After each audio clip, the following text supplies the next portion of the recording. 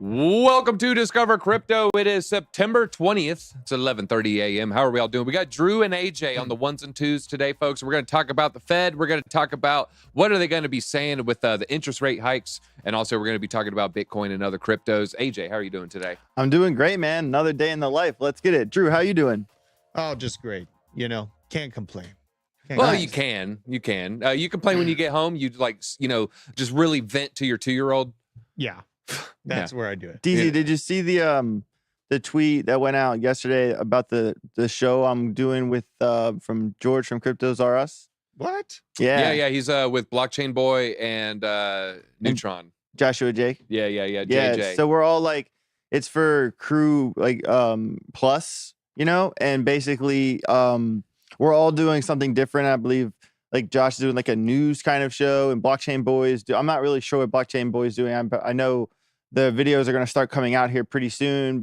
We're still like brainstorming my concept, but I have a really good like rough idea of what I'm doing. But it's going to be really interesting to see how where this goes, and I'm just excited to do something different, And I'm excited. We got Frankie Candles doing the charts today. I see Frankie getting ready in his neon square. He's in his little neon area. I don't know if he can hear me. He's showing some recognition and anticipation of what DZ going to say next. We saw the Donald Trump Jr. tweets. It looks like he got hacked. Also, Rob, you popping it? Hey, we're gonna see you back. Can't wait till you come back. All right, let's just get right into crypto market cap as soon as Drew is done. Wait, am I too tall? Am I too tall? Too tall for the camera? Look, I got to stand. I got to do these shows a lot. You know what I mean? I take the shoes off. So I shrink. They come in. I'm like 6'11", and I take the shoes off. Then I drop back down to 6'3". I got the Tom Cruise lifts. All right, Bitcoin is falling a little bit, folks. We were in the green this morning when I first woke up. Now we are down 0.6%, and Ethereum is down 1.3%. But XRP looks pretty good. XRP is up. It is up 0.8% on the day so far. Meanwhile, Cardano, I woke up this morning. It was up, but now it's down. It is down 0.7%. Dogecoin down 1.3%. Toncoin finally cooling off a little bit for the week here. It is down 1.2%. Litecoin has taken a little bit of a beating, folks. Litecoin is down 5%. We talked about Litecoin a little bit yesterday on ATB. I highly recommend you check that out after this stream. All right, let's look at the top gainers. Then we're going to look at the top losers. I have a streak of keeping my coins in the losers, but not today, folks. I'm feeling good. In fact, maybe I'll have a coin in the top 10. Who knows? All right, here we have Kaspa leading the way. Kaspa is just on fire, folks. The people who bought Kaspa at 1 cent, 2 cent, looking good. Yep. Just put in a higher high, too. It got past that last one. Yep. All right, we are now above a nickel, and it looks like maybe price discovery mode for a Kaspa. XDC is up 4.3%. Maker is up. Radix is up. Aave is up. I have a coin in the top. I have a little Solana. I think I have some Arbitrum. Maybe I'm not even sure. I have to check. Then we have XRP is up 0.8. Pax Gold. We got gold. Gold's moving to the upside. The graph moving to the upside, even though Bitcoin and ETH are down. Okay, so it's not all blood in the streets. But hopefully it's not going to be blood in DZ's wallet, guys. And again, I promise you, I do not check this ahead of time. I kind of like being surprised. I like discovering it with you. So let's discover cryptos, DZ's coins in here. I'm looking good today. All right. I don't know how long the streak has been continuing. I don't know when's the last. I think I last held Litecoin in 2021. Never had Thor, Frax, eCash, or I know Frankie likes to trade Atom. I like to trade Eve, so maybe we'll talk to him about the Atom is falling 4% here. Litecoin down 5%. Thorchain down 5%. Any of these coins, peaking. Well, if you go out, I do have 2 in the top 10. I got 2 in the top 10, just to make it feel good. But any of these screaming at you here? The losers? Yeah, Thor, Litecoin, Frax. Yeah, not really surprised to see. I mean, everything kind of came up yesterday. I'm still kind of sticking to the theory that the pump we're seeing could possibly be a bull trap. I think, when we get into the FOMC news, the pause that is likely coming is going to be bullish for the sentiment. I'm just still kind of macro worried based off of the stock market sharks. Actually, the Algorand, down 2.8%. That one's kind of obviously yelling at me a little bit. I have a theory coming up, but I'm not going to say it right now, but I'm making a video about Algorand. So stay tuned for that. Okay. So you're going to create more? I'm going to create more content. I create more crypto content every day, and some of it's about Algorand, but I like how it has a period. Create more. Yeah. No exclamation point. Just create. It's more like create more. Oh, okay. Great more. Create more. Great more. Yeah. All right. Well, we're gonna create some stories here about the feds. What are they doing? I don't know if we've ever had an article from this news organization, ABC. Shout out to Mickey Mouse and the Disney crew here. Fed to decide on a rate hike, testing optimism about a soft landing as inflation rises again. Upon announcing the Fed Reserve's latest rate hike decision in July, Jerome Powell spoke at a lectern in Washington, D.C. for a half hour before he dropped a bombshell. The central bank staff has abandoned its forecast of a recession. Staff at the Fed, in other words, now expect the central bank to achieve a soft landing, an outcome in which the U.S. brings down inflation while avoiding a downturn. Inflation has ticked up for 2 consecutive months, reversing some of the progress made in the effort to bring price increases down to normal levels. Meanwhile, oil prices have soared, threatening to push inflation even higher. Whoa, they got like moving ads. Whoa, what's going on here? Calm down, ABC. Economists surveyed by Bloomberg expect the Fed to leave its benchmark interest rate unchanged, affording policymakers time to weigh their next move as a rapid series of previous rate hikes take full effect. I was looking at Caleb Franzen's tweets. We're at 99% on the prediction markets, unchanged today, right? Yep. Have you been looking at the when is the next one? Is it November? I can pull the calendar. I'm pretty sure it's the end of October. Is it the end of October? I think it's like maybe on Halloween. Let me double check. Ooh, on Halloween it's going to be spooky. Okay, Drew, are you going to give out candy this Halloween? Absolutely. You know, I bet actually I'll be doing candied apples. Okay, I'm going to be giving out pamphlets on inflation to children. Okay. I'm going to say, yeah, you Well, know, you could have got Reese's Pieces, but blame Jerome Powell. And you can take advantage of the time and the season to teach your children about tax them, like attacking kids for their pillowcases of candy? taxing them heavily. Yeah, on their take pillowcases. 33% of every Snickers bar they get. That's right. Yeah. That's just the way it is. Why wait? Welcome to America. That's You know, and the next FOMC is October 31st and November 1st. So yep, there you go. Okay, October 3rd. All right. Halloween. What's Jerome Powell going to dress up as? Alex from A Clockwork Orange. Chat, do you want us to dress up on the channel? I might be willing to dress up in a costume. I might be definitely willing. dressing. You know, I could break out the green spandex, go old school. You know, every Halloween, AJ disappears and a Mr. Meeseeks just shows up. Okay. I don't know where I heard AJ existence goes. is pain, though. Existence is Meeseeks. pain. We're not fumbling around for meaning here, DZ.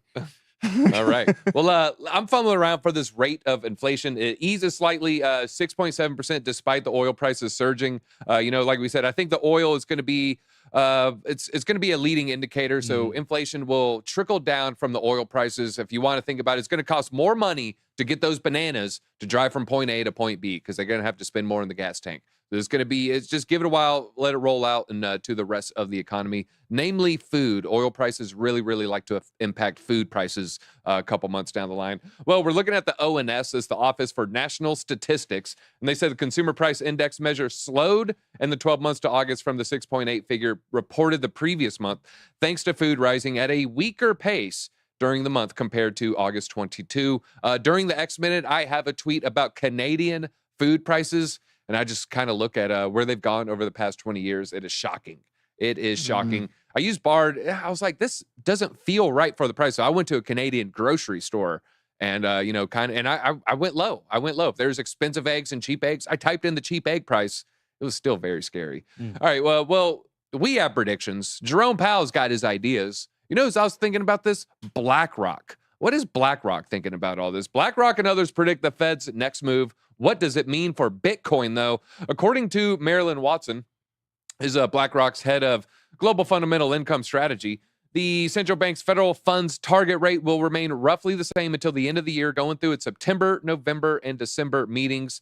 For the record, I think the economic data has consistently surprised to the upside, she said. That includes GDP, the unemployment rate, and the labor market. Beware a recession. The analyst has previously argued that Bitcoin's price is primarily determined by macroeconomic conditions, including its 4-year cycles, which I am still a firm believer in. For this cycle, might be less of an effect of the previous one, but I'm still a believer in the 4-year cycle, going to push Bitcoin to the new high. I do think we'll set in a new all-time high. I don't think we're going to hit $250,000 in 2 years, but I think we're going to flirt with the 100K. Which they do not believe are related to the Bitcoin halving. So they're saying the 4-year cycle is not related. I don't know what they're saying here. Risk assets go lower in recessions, so I'd expect Bitcoin would not perform well in that environment. It has not seen a real recession in its existence. It was birthed out of a recession, but yeah, hasn't really gone through one from the beginning stages to the end there. Yeah, there's never been like, a Bitcoin bull run during a phase of quantitative tightening. We've always been quantitatively easing the money supply anytime Bitcoin goes up and to the right. And that, obviously is what it takes. And I think they're kind of leaning into, if we're in a recession and that lines up with the 4-year cycle, that it's not, but Well, just so far we're 3 for 3 with the, this halving idea playing out, and the trend hasn't broken yet. So that's like why I always say sticking to November 25 as a benchmark, but that's just a benchmark. It could be behind that. It could be in front of that. Like, we don't have a crystal ball, but we can go off the pattern that we've seen before. All right. Well, speaking of quantitative tightening, we also have calf skin tightening, the tightest calf skin in the entire world. I don't care if you have a baby cow jacket for an extra small on an 800-pound man. There is no tighter calf skin than the man I'm looking at right now. That is Frankie Candles. Frankie Candles, welcome back. How's it doing? Does it feel good? It feels good. The calf skin is tight, and so is Bitcoin's price action. But yeah, I will. I don't want to waste time here. Let's go ahead and jump right into the charts here now. Here we are. Now, obviously, I talk about this all the time. I don't typically trade on news days like this. It is usually a complete washing machine. Usually the shorts get wrecked, then the longs get wrecked, or the longs get wrecked, and then the shorts get wrecked. So I don't typically trade. Now, I am in a few trades right now. I am in this Bitcoin long right now. I have profits locked in on this trade, and my stop loss is at my entry. So kind of how I am playing this today is I'm going to be holding my long. I am long from about 25,000 to 50, just below this range. And again, I have taken profits on that stop loss at break even. And then I am also in a short position from somewhere up here. I am slightly in profit on the short position. So I am long up, and now I am in this small short position that is in slight profit. However, this is kind of how I'm playing this today, DZ, because basically, like I said, I never recommend people trade on these news days just because of the complete unpredictable volatility that you're likely to see. Now, the last FOMC meeting, I believe, was on the 26th and 25th, 26th of July. I believe someone could correct me if I'm wrong on that. But we actually have seen a few FOMC meetings where we didn't really have too much happen. And, I've been telling people that we are likely in that kind of boring accumulation phase of the bear market, right? A lot of times, if you go back to at least the 2017 or 2018, 2019 bear market, we had that bear market rally. And once we topped off at that point, we kind of just bled out. And, for the most part, if you kind of just, if you ignore this panic wick from March of 2020, which was obviously a black swan event, we kind of just wiggled sideways, right? We got that big bear market rally. We topped off, bled out a little bit, and then we just kind of went sideways again, with the exception of that panic wick. And I do think we are in somewhat of a similar situation here where the rest of this bear market may not be the most exciting thing ever. But for today, basically how I'm handling this, DZ, is I'm going to be I'm going to hold my long position, right? And really what I like to look at for these news days is if I pull up a liquidation heat map here. Now, basically, if anyone has not seen this, basically what this does is where you see these bright yellow areas is basically where you have it's not an exact level. These are estimated levels of where people's liquidations will take place, and obviously the more yellow it is, the more dense those the concentration of liquidation points are.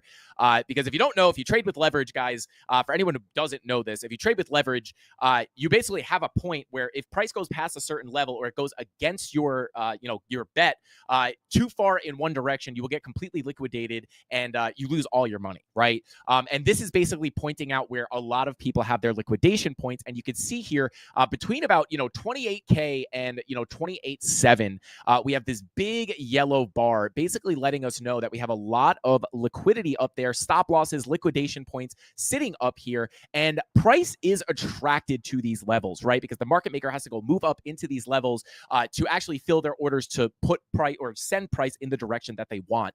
And you'll notice that this liquidity is sitting right above this swing high. And if I pull up the actual trading view chart, that is this high right here, sitting at about $28,136. So kind of what I'm looking for here is we may want to, and again, you know, on days like this with an FOMC meeting, like things are very unpredictable, right? Like we also have a lot of liquidity sitting below these range lows. We may want to go scoop that as well. We also have some single prints down here, which I won't get into, but it's just basically a single print. Single prints are basically just an untested area on the charts. So the fact that we have single prints below this range, as well as a lot of liquidity from the people who are long from the range low, we may want to go sweep that liquidity as well. The question is, what is going to happen first? Well, the fact that we are a little bit closer to the liquidity to the upside, I do think that potentially we could see a shot up to sweep the liquidity again above those highs that we just looked at on the heat map. Again, price just kind of coming up here, stopping everybody out and liquidating everybody who's short from up here before finally reversing price back to the downside. Now, again, you know, especially on a day like today, that is essentially a 50-50 guess because, again, you know, we do have liquidity down here as well. But as far as market cipher is concerned, we do have the VWAP on the 4-hour time frames curving back up towards that zero line. So once 1 o'clock comes around and when we start to get some of that news coming out, if we are, you know, again, looking at market cipher, which could complete the TA can likely get stepped on today. But just the fact that we have the VWAP curving back to the upside, looking to print a green dot, and I know we have some liquidity above these highs, I would have to say, if I actually had a gun, if someone had a gun to my head and said, you have to make a guess, I would have to say that we could potentially see a sweep of these highs, you know, stop out and liquidate everybody from who's short from this high right here before potentially reversing price back to the downside. So really, before I hop off, I'll give you guys kind of the key levels that I'm looking at.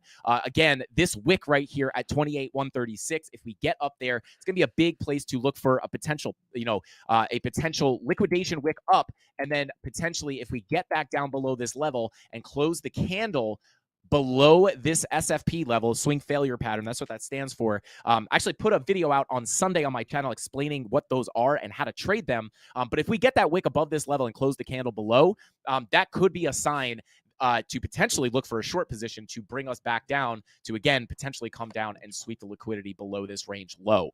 So, you know, out of all days, this is literally the day for could go up, could go down. And oftentimes I will do the TA here and be like, hey, you know, market ciphers on the 4-hour looks like it's rolling back to the upside. It may be more likely that we move up. But again, you know, with news like this, it's really just a 50-50 shot. The TA oftentimes gets stepped on today. So again, what I'm basically doing is I'm going to hold my long. If we get the sweep of the highs, my long will continue to pay out. I will get stopped out of my short almost for, you know, zero loss. It's a very small loss. And then once we get back up to this level, I'll take more profit on my long and look to enter a potential short if I get the confirmations up here to just re-enter another short to potentially profit on the way back down. All right. So well, yeah, that's basically what I'm looking at. Very information dense. I'm looking forward. I'm going to be checking out some of these points of entry, points of exit as well. What are you using these days? You know, I'm honestly asking. You know, I used to use KuCoin. I'm not using KuCoin ananymore. What do you use? DZ, I am heartbroken that I cannot use KuCoin anymore. You have no idea. I'm bent out of shape over it. Same. It's unbelievable. What is it? The DCA bots were like my bread and butter. These things have just been accumulating all the coins that I want. Slowly, it's so customizable. But yeah, as of right now, for my leverage trades, you know, the 3 main exchanges that I like to use is Femex, BitGet, BingX, and that's about it. We've been trying out MEXC for a little bit. I'm really liking MEXC as well. But you know, I've been using kind of Femex as the place. All my trades right now are on Femex, but not just because I prefer them, but you know, just because I just happen to have my trades open on Femex right now. But yeah, Femex, BingX, BitGet's nice as well. Yeah, those are basically. What about the rumors you're behind BingX? Yeah, you know what's actually funny? You know what's actually hilarious, dude? You know, So recently I was on Twitter and I forget the name of the account, but they had this like whole post, like it was like a huge thread about Frankie Candles and how he's the creator of Sui, and it's really hilarious. It's like he's got like all these like it's like a big murder mystery. Yeah, and yeah. he's like, Where was my airdrop, Frankie? I'm really upset at you now. Now that I know you're buying this multi-billion-dollar crypto coin.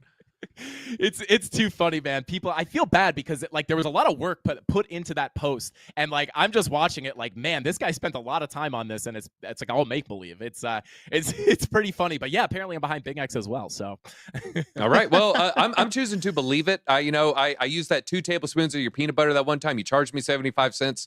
I'm expecting a sweet airdrop anytime now, Frankie. But Frankie, always a great time. We got to get you on ATB sometime, man. I love having you on there. Absolutely, dude. Yeah, I'm down. I think maybe today might be the day, but yeah, we'll see. I'm wait, I just got confirmed. All right, hey, Frankie on at 5. I'll make sure I throw you some curveballs. I'm gonna give you fake questions and then hit you with the zinger. All right, I'll be ready. All right, appreciate it. Always a great time. Thank you, Frankie. Candle All right, Mafia. take it easy, bro. Chat too. See the candlesticks. The candle. It's just pouring wax everywhere. Yep. All right, you guys ready to talk about Bitcoin?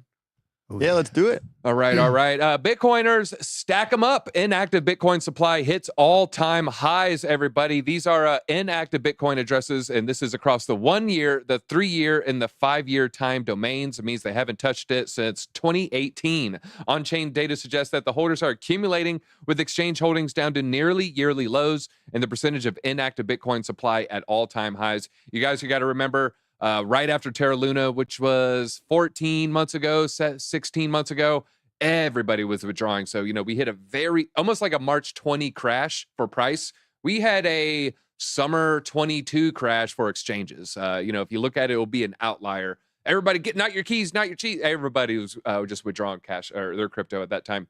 Well, crypto quant charts also reflect Bitcoin outflows from exchanges have steadily declined from July of 2021, which is over 2 million Bitcoin remaining on exchanges. Remember, if we can get all our Bitcoin off exchanges, they'll have to market buy from the miners, and then they'll really push it up, baby. Right. OKX is the only exchange in the top 10 that recorded a significant inflow of Bitcoin in the last 30 days, with 4,300 Bitcoin being moved onto the platform over the past month. I think that was just Frankie and his Sui profits, right?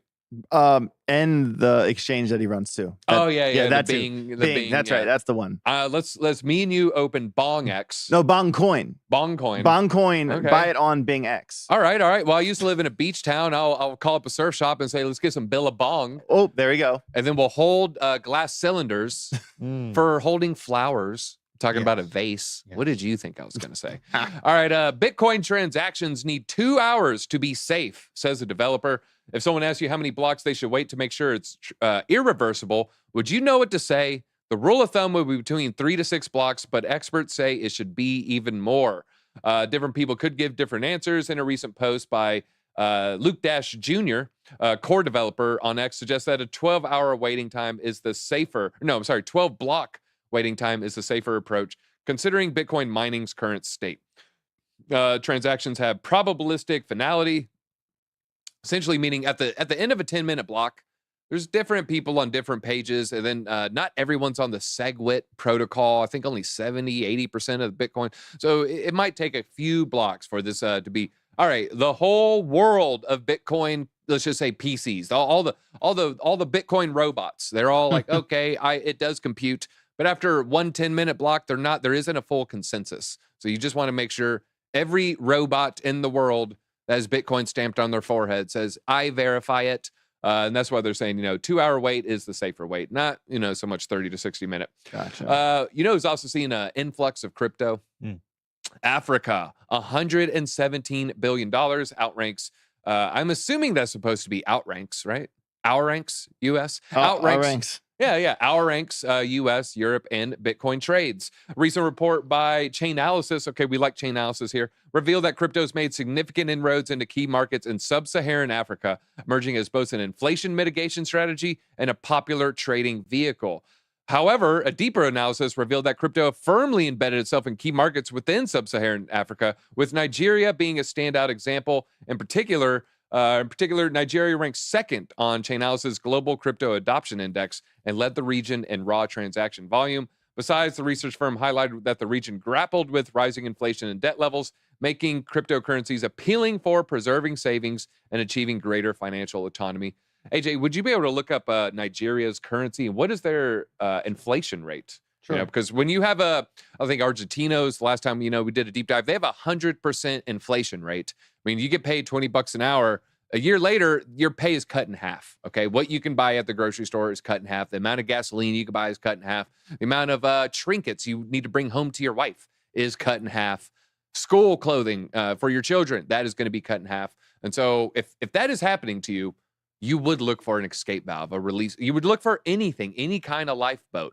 And Bitcoin is that lifeboat for a lot of people. Yeah, Drew, if you want to pull my computer up really fast here. This is the chart of their Nigerian inflation rate. As you can see, from 2015 all the way till now, has gone past 20%. If you look at the 1-year chart, just from October of 22 has increased from 21% to 25.8%. It's growing. So that's not very good. That's terrible. I'm bummed to see that. Yeah, it was a bummer. And yeah, so if you have 30%, you're going to be looking for anything and everything to, because when we're experiencing 10% in America, 10% in Canada, 10% in UK for that brief period, felt like the end of the world. So I can only imagine 30%, 50%, let alone 100% there. Let's see. DZ, buy some Chainlink today. Let's go. Just one. Not today. Maybe I'll buy 0.2 though. DZ's that man. Face of integrity. I wouldn't go that far, but thank you very much. Hey, my wife is so pissed she can't buy trinkets anymore. Well, you got to print out a coin on if you're buying crypto instead, just get a logo of a Cardano and print it out and be like, babe, I bought, print out you buy 1,000 of them, print out 1,000 pieces of paper, make it feel real to her. All right, let's talk about the EU Central Bank. EU Central Bank could soon hold stablecoin reserves. All right, we're in the stablecoin takeover section here. Says the Circle director. EU payments proposal opens the door for ECB stablecoin reserves. That would be pretty good. Essentially, it's going to be a way for Circle to just maintain a network effect. There are some competitors emerging. I made a prediction on, I think it was ATB 2 days ago. I do think Tether will remain number one for a while, but I could see Circle falling to number 3. And if it falls to number 3, it's going to be a lot easier to fall to number 4 than number 5.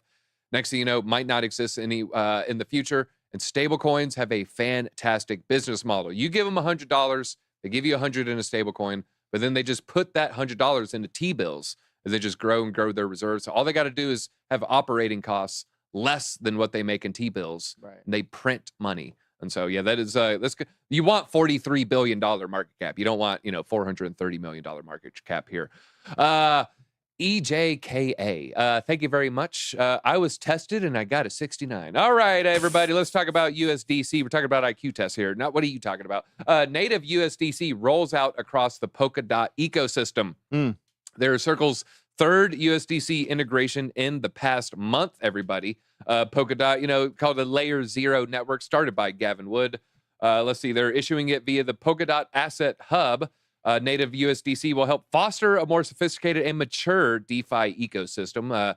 More mature, just like how Johnny likes it. Polkadot provides what's so funny? Polkadot provides shared security in the form of its staking layer, supporting up to 100 layer parachains. Parachain slots are allocated to projects based on a leased basis, with teams competing to raise Polkadot's native DOT tokens from their communities to post as collateral to bid for a slot. However, DOT last changed hands at $4.15. Have we done a DOT price prediction video, AJ? It just came out Monday, and I touched in there how, I know some people who are pretty big on Polkadot, and I know people who are completely against it. And the people that are completely against it can't help but pointing out how the parachains basically were a flop. When the parachains first started, we were kind of leading. It was November of 21. Obviously, everyone's super bullish at the time, right? And we had some really good projects come out of the first couple parachain auctions, like A-Star, Clover Finance, stuff like that. And as time has gone on, the timing of the parachain auctions were pretty bad because it kind of went into the bear run. And as they went on, there was less contributors. There was less money going into them. The amount of people and the amount of money as the parachains went on just went down and to the right. And, and now it does it not all the parachain projects are really what they were cracked up to be. And now I even recently read an article that someone sent me that they might even be moving away from the way they're doing the parachains because of the lack of success. So I have a little bit of DOT on Coinbase. I haven't really moved it. It's just kind of sitting there. I haven't bought more in a long time. Probably no, I'm more not, than 2 years. I'm not a fan. Yeah. Not a fan. I'm not against it. I'm all for it. Like the community kind of thing. I'm not going to like hate on it, but I'm not personally buying any. Yeah. That's what I meant. Personally, yeah, there's other coins I'd be looking at for sure.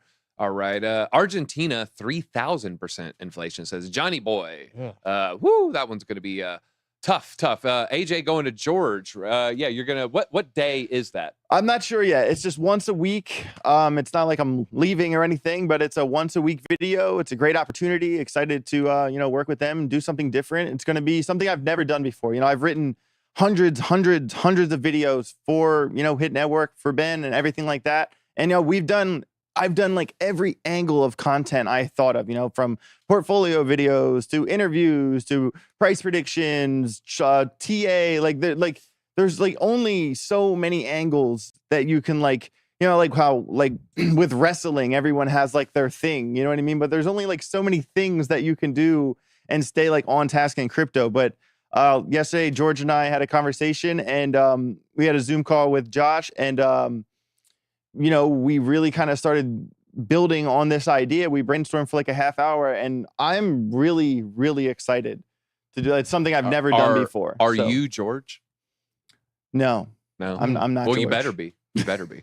All right. AJ writes a lot of stuff, man. Yeah, like he's a lot out of there. the content we make, people don't understand how much goes into it. Yeah. AJ has carpal tunnel syndrome. I know. No, That's how much he writes. No, not It's that. only on his right. No? No. Oh, okay. All right. Well, hey, guys, you ready to talk about Congress people insider trading and then getting in trouble for it? Not just getting richer and richer and richer and richer every year. It finally happened, but there's a twist. They're no longer in Congress. So that's the secret. Is that why McConnell, Pelosi, and Feinstein are rerunning? They're like, oh, man, I might get hit with the buyer. We're talking about Stephen Buyer, former U.S. congressman charged with insider trading. Is Nancy next? Or is her husband? I'm not even going to go there. I hope so. Not going to go there. He's out there getting hammered. Now's... All right, you did it for me. Look, now's not the day to get distracted with salacious details. Now's the day to just stick to crypto facts. Because what do we want to do here, AJ? We just want to deliver crypto news. We want to stay above the drama. We want to stay above the fracas.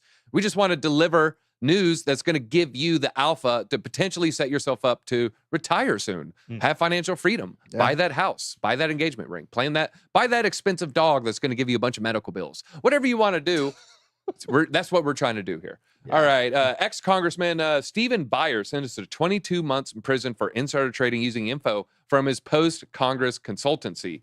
He made nearly $350K from insider trading, including ahead of T-Mobile's $26.5 billion merger with Sprint Corp, focused now on potential insider trading by others, including Pelosi, whose husband's stock trades often coincide with tech legislation. Here we have, is that Donnie Darko? That's not Donnie Darko. All right, the politician who served in Congress from 93 to 2011 traded using information he had on mergers while working as a consultant after leaving office. So he didn't get in trouble for what he did while in the office. He got out of office, still had the Rolodex. Back then, you still had the Rolodex. Calling everybody up. Oh, T-Mobile. Oh, Sprint. Oh, it's inside information. All right. And he turns around, he went in, and then he made a trade. Why did he get in trouble? Because he wasn't in the Congress anymore. They're going to protect themselves here. He was found guilty of making nearly $350K for insider trading. He had prior knowledge ahead of T-Mobile's announcements of plans to acquire Sprint. Prosecutor said Buyer bought tens of thousands of shares after a T-Mobile executive told him about the merger on a Miami golf weekend. I thought golf was for insider trading. I don't play golf. AJ, you play golf? I love playing golf. Taco and I hit the range sometimes. Kind of accumulating a new set as I go. Get a new club like every couple weeks or whatever. I'm going to have a full set here soon. I'm excited. I love golfing. Leafs fans knows exactly what I'm talking about. Had that one already, LOL. Had a full breed bull mastiff that had seizures. That's crazy. Yeah, weighs more than anybody here. That's for sure. I mean, yeah, it's probably a pretty expensive medication there. That's terrible. It's like elephant tranquilizers. Probably more to tranquilize an elephant than your rabbit, your pet rabbit. All right. So I would assume the same for bull mastiffs. I mean, you don't even use a scalpel. You're using like katana blades Like to a like, you know, machete. do like an intestinal surgery there. All right. High profile figures such as Nancy Pelosi may implicate themselves. In June, Pelosi's husband exercised roughly $2.6 million worth of Apple and Microsoft stock options. He faced backlash over his stock trades that seem to coincide with legislation in the technology sector. Additionally, Nancy has repeatedly stated that her husband's trades have nothing to do with her political knowledge. Yeah, sure, we had this big tech legislation, and sure, we made a couple trades, you know, a week before, and sure, we've done it like 37 times.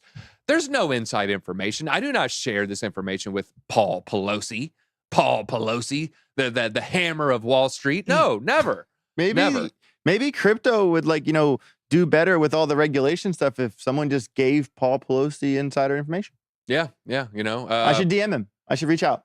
Yeah, you know, he'll answer the door with a drink in his hand. Yep, there we if go. you just show up. I don't drink, but I drink a beer with Paul Pelosi. Damn straight. Okay. Yeah, there's certain things like, you know, someone might not smoke weed, but if it was with Snoop Dogg, probably. So I'll deal with the panic attack to share that story for sure. I have to manually breathe. The base is too high. The base is too high. All right. Furthermore, back to Paul and Nancy and their schemes. Furthermore, reports from September 14th estimate that her entire portfolio has decreased by around 30% this year. They also added that other politicians have seen even larger increases. I would want to see what the S&P index has done in a vacuum before I'm like, 30%, let's go after them. So we'll give them a pass on that bit, but that's the only bit right there. All right, Stanford University to return all FTX donations as Sam Bankman-Fried's parents accused of undue influence. So do we have a picture of the parents? Could you pull up a picture of Joe, Barbara, and SBS or and Sam? They really resemble each other. But yeah, Paul, he told on basically he got his son involved and said, look, if you don't give me $1 million a year, because right now I'm only getting paid $16K a month, $4K a week, that's only $200K a year. If you don't bump me up to a million, I'm telling your mom. And he did. He got Barbara in the email chain. Barb. And Barb, you know, not related to Barbara from Shark Tank. I got the photo right here, you know, on my computer. I see Sam looks way more like his mom, like 1,000%, like 10,000%. Like, is that his dad? Question mark. His dad has Epstein jaw.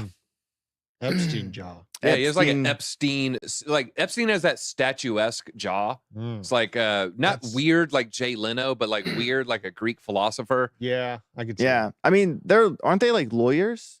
Yeah, law professors. Yeah, they definitely teach lawyers. They definitely passed the Epstein bar exam.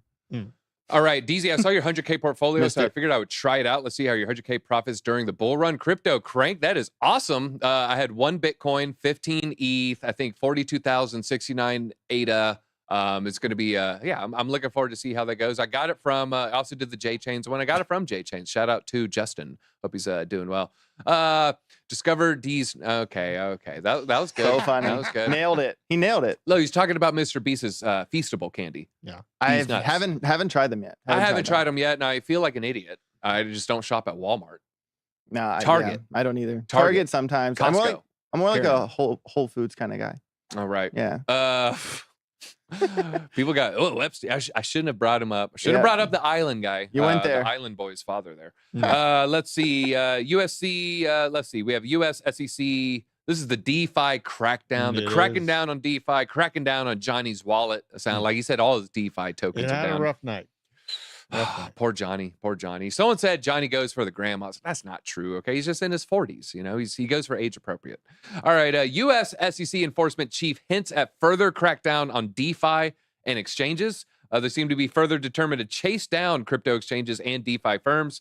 The head of SEC's crypto assets and cyber unit said the agency found most firms violating those securities laws. Maybe we don't open BongX. They might come after us. I'm willing to roll the dice. All right, screw it. We're rolling the dice, I'm baby. willing to roll the dice. All right. Well, he also took a dig at the DeFi projects, adding they won't be able to escape enforcement division's attention. We're going to continue to conduct investigations. We're going to be active in the space, and adding the label of DeFi is not going to be something that's going to deter us from continuing our work. SEC operates with finite enforcement budget, which is often smaller than the financial behemoths it's accustomed to dealing with.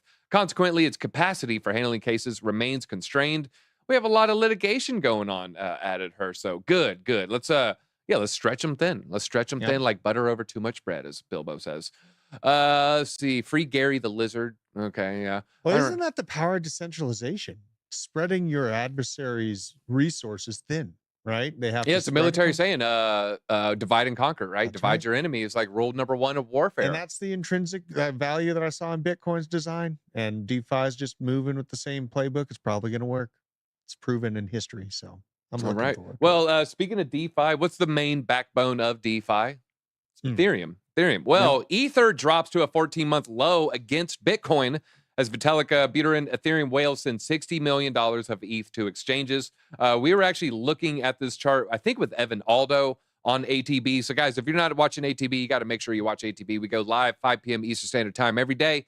Get 3-4 crypto guests. We break down the 3 most exciting topics. So, yeah, we're looking at this chart. We're bouncing along. This is what Evan was pointing out. You know, we bounce around. You see this wick bounce right off of it. You can see it right there. Bounce right off of it. So it's important that we hold this support with the ETH Bitcoin chart. Have you been looking at that chart, AJ? I can pull it up. Give me a second. Yeah, so the Ether to Bitcoin ratio dropped to a 14-month low. So this was 14 months ago over here as large token holders, including Vitalik, move coins to crypto exchanges, possibly as a prelude to selling, not like a Honda prelude. No, this is just before they sell. Those are this such great cars. The Honda yeah, I Prelude, like the Preludes. I loved those. Did you like Civic Del Sols? You seem too tall for a Civic Del Sol. I didn't like the Civic Del Sol, but I liked the Preludes. The Preludes were nice and stretched out. They gave me room to fit inside of them. So, Okay. Yeah. All right. So you know the thing. They have a big bag of both Atom and Dot. Okay. Staking both as well. Okay. Got to be careful with the staking, but I would probably trust both those depending on where you're at now. No, you don't be like random portal bridge wormhole thing. You know, just be careful out there. What do we have here? Were you able to pull it up? Pulling it up still. I need a second. All right. So he's going to look at the ETH Bitcoin trading pair and bounce it along. Here, let's show this side right here. You can see it just bouncing along. If it breaks through, it looks like we might probably end up testing this area right here as we get closer and closer. So once we're at 5%, that means 20 Ethereum equals 1 Bitcoin. So a 20-to-1 ratio, not ideal. I think we got as high as a 10-to-1 ratio, if I'm not mistaken. Yeah, you can see right here on this chart, you can see we're really, really close. That's a 12-to-1 ratio at 8%.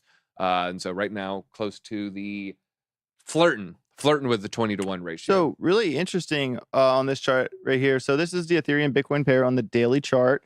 All the way to the left here, we're in a descending channel.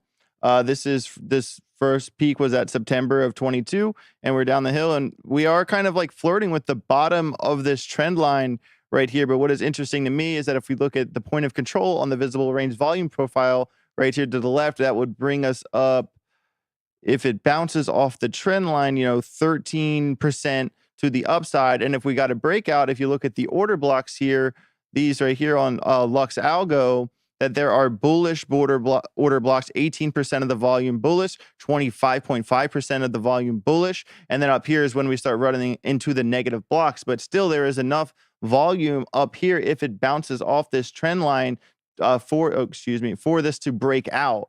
And I think that's very interesting, especially because it's setting right now at the very bottom of that trend line. And if we kind of like zoom into like a 2-hour here, interested to see if there's like a bullish divergence. Yeah, you could define that as a bullish divergence considering this is the 2-hour chart here. We have the price coming this way, and then we have an anchor wave, and this trigger wave is smaller than that. So, hey, maybe we're going to bounce off this trend line and turn around. I think it's very interesting to keep an eye on right now. All right, looks like ETH might gain some Satoshis in the near term. I'm tending to believe that we are going to bounce off that. If we fall through, it's going to be pretty bear sentiment for a lot of alts right now. All right, but guys, it is time to talk about Ripple. Where's the XRP community in the chat? Go ahead, hit that like button if you like a little XRP. I just like a little XRP. I don't I like like a lot of XRP. You like a lot? You like I a like lot? a lot of XRP. All right, I like a lot too. I'm in All right. it. Well, let's talk about the Ripple CTO calling out the fakers, the liars, the scammers, exposing a critic who claims CZ lied about Binance.US custody. The CTO challenges the claim that they lied used by Binance.US. SEC seeks court approval to inspect Binance.US over custody concerns. The TLDR on the Binance US SEC battle. SEC said Binance US sold unregistered securities. Binance said, no, we didn't. SEC said, prove it. Binance said, well, here's 200 pages. SEC said, you're a pretty big company. We need more documentation. And that's essentially where the court case is at right now. Well, in a recent tweet, David Schwartz bursts a critic alleging that SEC and Binance CZ lied about the custody service used by Binance US's sister arm, Binance.us. Schwartz's comment came amid a report that the SEC sought approval from the court to inspect Binance.us. They want to peek under the hood. They want to read all their messages. They want to look at all their finances. Right now, I think that it's in decision phase right now. Additionally, the reports say the SEC wants to inspect, given the sentiment that the platform allegedly used Cefu to move users' funds out of the U.S. Cefu used to be called, I think, Binance Custody, and then they changed the name to Cefu. And now it's a little bit more separate when Binance is no longer the name, at least for optics. In particular, Schwartz highlighted that Binance CEO is clarifying that the sister firm never used custody services from the parent firm, while the critic merely shared a document detailing Cefu's product offering. Isn't the first image talking about actual custody and the second talking about software and support? Schwartz simply remarked, so coming in, supporting basically against the SEC right now, supporting Binance US in a weird way, supporting CZ. Notably, as Coin Edition reported, the US regulator failed to win approval for the Binance US inspection. Specifically, the court denied the SEC's attempts to review software and tech infrastructure. Do you think the SEC was going to fiddle around and plan a little something? I feel like they would. I feel like they could, since it's kind of like there's stuff in there that a lot of people don't know about, and they could take like one aspect of it and like kind of turn the light a different way. So like, oh, they could use this to do this and make it look like there's some malicious thing going on in the infrastructure. I think it's worse than that. I think the State Department would have a plant within the SEC and they wouldn't put malware so then they could just spy on them. Possible. Drew, thoughts on that? That's facts. I mean, you got to guarantee everything's being spied on. If you're being honest with yourself, your cell phone's tapped. They already have your stuff. You say hot words, they're listening. They're categorizing you. They're going to use that data later on in your life, probably a decade from now. So that's the way it goes. All right, let's talk about NFT Day, everybody. International NFT Day celebrating digital ownership. In India, the NFT market size is expected to reach a record 61.6% here, going from USD 3.3 billion to USD 27 billion by 2028. So let me say that number one more time. 3 to 27. That is a 9x, everybody. So basically a 10x. In fact, the country is home to the third largest number of NFT startups worldwide after the US and Singapore. And India has the world's highest amount of English speakers right now. So every year, September 20th is celebrated as International NFT Day. The term first coined back in 2017 by the CTO of Dapper Labs when they published ERC 721, the standard from which NFT tokens are built and first formally used. 2022 was that first year when this day was officially celebrated. Was that like Biden decreed it, right? It's like, Congress, did we get a day off work? I hope this so. Job should be, at least this one. All right, 2021 was the year of NFTs where the digital assets were worth 25 billion were transferred. Meanwhile, in India, the NFT market size is expected to record CAGR of 61.6%.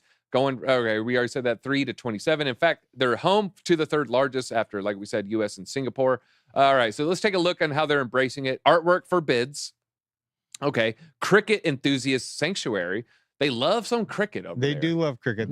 That's always fascinating to me. Cricket. You're not talking about eating the bugs. No, what are you talking about, Drew? It's almost like baseball. It's like with a broomstick. It's like a broomstick baseball is how I took it in as a wooded American man.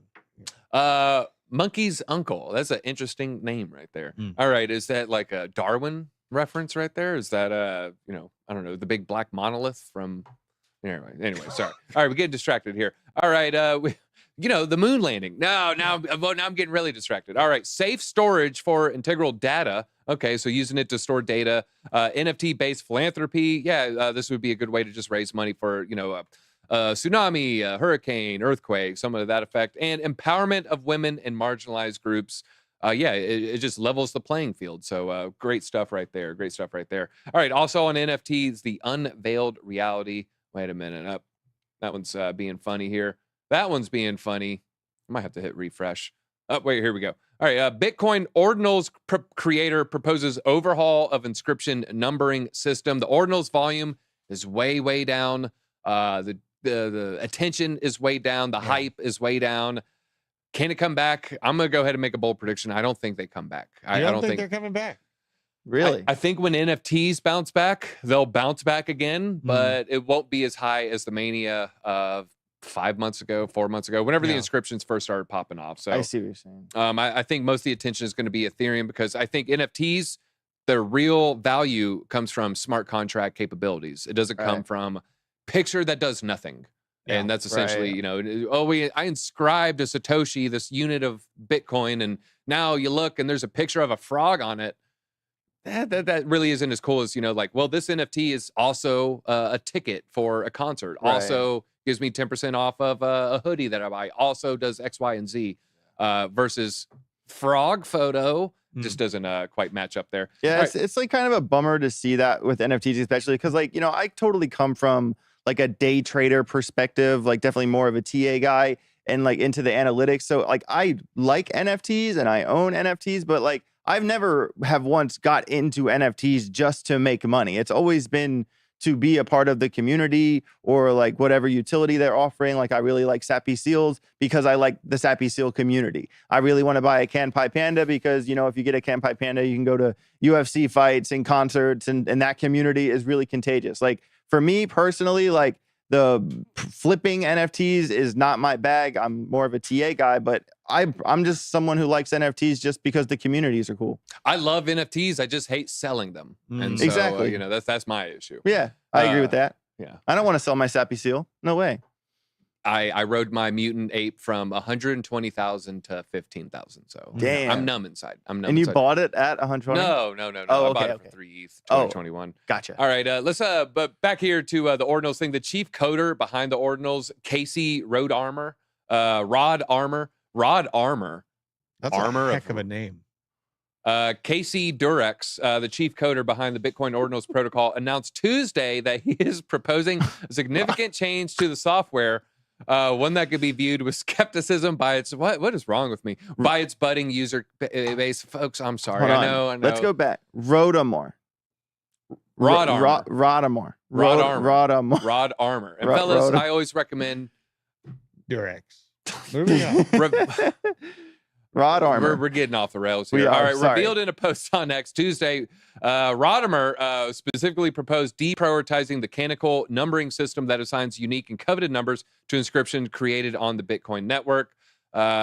He also proposed it could spark a lively debate within the community as well as among NFT collectors and crypto enthusiasts. However, it's noteworthy that Rod Armor himself believes this system is already unstable. I'm sorry, Rod. I'm sorry, guy. I'm sorry, Casey. It's what he did for Bitcoin got a lot of attention to it, got a lot of hype. And the miners, the people keeping the Bitcoin network alive, they got a lot of rewards and a lot of fees from that. So I think it ended up being a net good. What I did hate to see is people spend their Bitcoin. Yeah. That's sad to see. Then it's gone forever. But they now have frog picture. All right. One more NFT thing. The unveiled reality NFT market. 95% of NFTs have a market cap of 0. I would say it's closer to 99%. It's actually, that is underreported as 99%. And maybe the 4% is like, well, it's like worth $20 when you sell it. There's like that one guy in the Discord who will buy it. But yeah, we're looking at closer to 99% there. Gary Vee told everyone that in 2021. And that's why he said, put in your 40 hours of work before you ever buy one NFT. I would highly recommend that, but maybe I would say 25 hours. You can get away with 25 hours. Yeah. All right. I think it's time to do the X minute. Okay. Does it sound good? You're starting to get used to the X instead of Twitter, aren't you? Yeah. It's every now and then it's it does slip out when you're not thinking about it. But yeah, I'm getting a little bit better. You're getting better. A little bit better. A little bit better. All right. First, we got, hey, if you didn't retweet this, hey, if you do want to help us out. And Nick Demondi, he's really, really desperate for more followers. So really, it's Nick Demondi. Yeah. Canadian food, I made this tweet. Canadian food prices are out of control. Grocery bills have more than doubled in the last 20 years while wages struggle and fail to keep pace. This is the year for 2000. It's about $2 for a liter of milk, about $6 for an 8-ounce ribeye, under $2 for bread, $2 for blueberries, $3 for chicken, $3 for 2 dozen eggs. So it was like $1.89 or $1.79. Fast forward to 2023, pound of ribeye is going to be about $27. That liter of milk is about $6. That loaf of bread is about double. That pint of blueberries almost tripled. That chicken is doubled, and the 2 dozen eggs has more than doubled as well. So you go from $19 to $43. Here you can see a little line chart. So yeah, not great news going on. Just all that, everything we're seeing with the Canadian food prices and how people are, college educated, 4-year degree. And I'm not saying, some crappy liberal arts thing that doesn't equate to anything. Right. Saying, these are like sometimes as nurses and teachers and people with real jobs, providing real value to a community, and then they can't even buy food. Yeah. How does Trudeau feel about that? Well, I don't think he cares. It's incredible to see him go into these people that are in this situation, making $100,000 a year. They can't afford their water bill, right? So they go to the community centers. They're pleading. They're begging with their government to hear them. Please help me. Please stop this high water payments. The best explanation Trudeau gives is, you know what? This is all for the better because we're fighting climate change together. So you're going to have to pay more. You're going to have to struggle more. You're going to have to suffer more for their pleasing. It sucks. It's insane to see. Really, really tough. Kevin Rose, got some hate. TikTok, getting some hate. Wall Street Journal. I haven't finished reading this. I read the first part of it right before the show. TikTok's about free speech with Chinese character. Basically, the idea of banning TikTok is not going to happen while this billionaire is keeping TikTok on phones in the U.S. Jeff Yass, and he made a big bet, and he's also a top donor to the lawmakers who support it, including he was very instrumental in flipping Republican lawmakers who were very against it 12 months ago, and all of a sudden, like, hey, I ain't got a problem with it at all. The wheel, values go a little bit out the window, and all of a sudden we're controlled by China. So the crypto Twitter fighter, brought to you by Coin Guru. He grifts. He never gives gifts.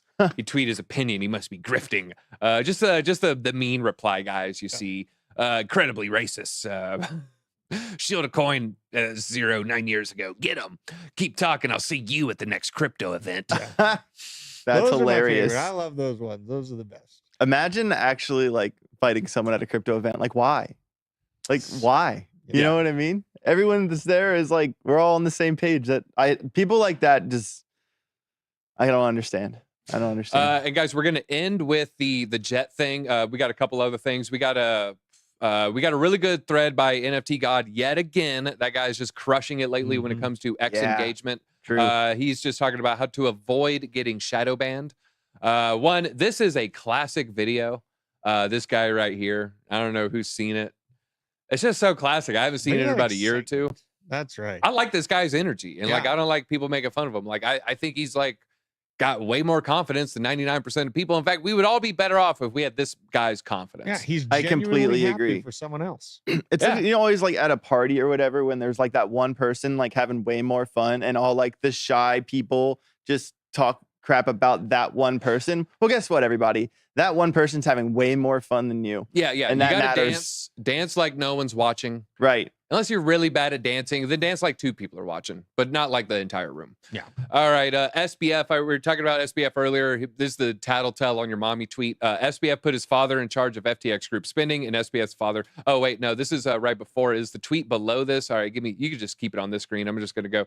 He says he's a Coinbase employee. So SBF's father was unhappy with the salary at FTX US, so he emailed SBF, asked for money. And then he pulled the "I'm telling your mother" dad move and looped SBF's mom into the email thread. How dare he? How dare he? I've been playing some Magic the Gathering lately. All right. I want to end with the F-35 thing. Group poster. Are you doing another? I don't even know it. And you know what that is? No idea. I don't know what that is. BTC rat. All right. I'm in the middle of the Elon Musk book. It was really, really good. Very violent upbringing in South Africa. South Africa. They talk about. Or go ahead. It's not easy in South Africa, especially right now. 40 years ago, probably worse. Yeah. You know, he talks about how the school was tough. And I was like, okay, yeah, bullying at the school. Okay, fights on the playground. No, his school had kids die in it. Like every 2-3 years, a kid would die from being beat to death. And so, it was a little bit tougher upbringing than I was thinking. And then we're going to end with the F-35. Let's have some fun. We can talk about this for a minute, I guess. We got a couple minutes to kill here. Beeple, once again, I share a Beeple art maybe once a month. This is a good one. Yeah. Good one. Drew, you've been following this F-35 story closely. Yes. I mean, it makes literally no sense how they are acting like they can't. Well, they called it a mishap. They called it a mishap. And they're grounding everything for 48 hours for safety seminars. Yeah, I mean, but we've also seen a lot of tests of cyber attacks and things like that hitting simultaneously to this.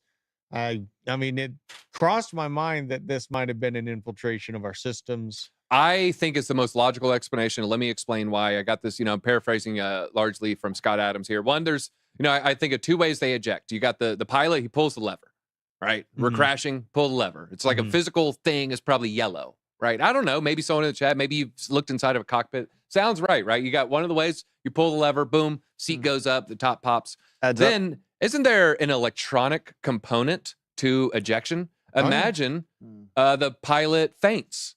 Wouldn't there be a system, once we hit a certain altitude to eject with the electronic impulse, right? Yeah. Some sort of electronic mechanism that makes it happen. Makes sense. So imagine, the guy, he ejected. They get him. They say, hey, why did you eject from the jet? He says, no, I didn't. They put him in the dark room. They shine the light in his eye. They give him a bunch of water, make him have to pee. They don't let him use the restroom. Like, we know you did it. He's like crying, I didn't do it. They want to break him, where 24 hours later, he's like, okay, I did it. I ejected. It was me. But if he's telling the truth and he didn't eject, what would you call that? You would call that a mishap. Yeah. You would call that a mishap. Yeah. Yep. What would you then do if he was ejected without, seemingly out of his control? You would ground every single jet and you would pour over those with the magnifying glass. You would look at the electronics. You would pour over the code. You would look at everything. You would see if there is a data breach into our systems there. But what would you call that? Would you say we might have been hacked? No, you would say we had a little oopsie. A safety issue. That's what crossed my mind. And I don't have enough data or like verification of it, but there's been a lot of cyber attacks and a lot of buildup about what's going on with China and Russia and the US right now. It might be getting time for them to kind of meet their fist bump world championship number 3. So. All right. Well, it sounds like it's going to be an interesting basement episode today. The basement, you can catch it at Blockchain Basement on YouTube, and that's where that's the only place we're streaming, right? It's at 2 p.m. We got 5 p.m. We have Around the Blockchain. AJ, what do you got going on? You got spaces today? No, I'm kind of waiting for the right time to come back with the spaces. Like I said, I did a lot of spaces before. I would do 2, 3, even 4 a week, jump in other spaces. But I really want to kind of think of a formula and kind of bring something different than what I was doing before. I think just going over the news just on Twitter, there's definitely a market for it. Sometimes we'd have, 2,300 people in a Twitter space, and that's awesome. But I kind of want to really think about it and come out swinging with something different on the spaces. But today I'm filming a couple other videos. I'm filming a Caspa price prediction tomorrow. I'm doing like some short stuff. I'm working on an Algorand video, working on a Matic video, just writing scripts, working on content. I also tonight got to do an article for Racer X magazine on a motocross racer from last weekend. All right, well, from you filming Caspa price prediction to them airing it, I say within 24 hours later, I hope there's not a crazy wick. I hope there's not a crazy candle. Yeah. Like, guys, we're looking at it. It's right at, 5.2 cents. Video goes live. It's like, oh my God, it rose 30%. That happens. I used to film them on Friday because they would come out Sunday, but now I need to film them Thursday. So there's that extra day, like from the time I record the video. And I'm always like kind of biting my nails. Like, I hope this thing doesn't just like zoom. Like, there needs to be a really quick turnover time for those. But it takes a lot of time to edit them, and they do a really great job. I'm not complaining. Zoom over to that like button, everybody. Please go ahead, hit that like button. It's been a fantastic show. It's been a fantastic day. Guys, we're not here to wall around in despair. We're not here to bring drama. We're not here to air people's personal laundry. We're here to provide you with crypto content. We're here to provide you with value, and we're here to set you up for the next bull run where you can retire early. That's my mission. I think that's AJ's mission. Yeah. Drew, he wants to do all that, plus protect you during the apocalypse. So he's taking it an extra level. That's what we're here for. That's what I'm here for. If you appreciate that, hit that like button. That's all I got. All Easy right, out. let's do it. All right. Peace.